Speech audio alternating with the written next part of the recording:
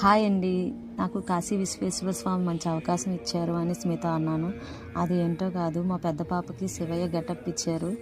Teacher గారు పర్ఫెక్ట్గా ready చేసి నాకు పలానా టైంకి అందించాలి అని చెప్పారు. నేనే రెడీ చేసింది నేను అందిస్తానమ్మా అని చెప్పాను. తను వేసుకునే ప్రతి ఐటమ్ నేనే స్టిచ్ చేశాను. పాము కూడా నేనే రెడీ చేశాను. టీచర్ గారు పిల్లని చూసి చాలా చాలా మురిసిపోయారు. నన్ను అన్నారు, చాలా బాగా రెడీ చేశారు అని కూడా అన్నారు.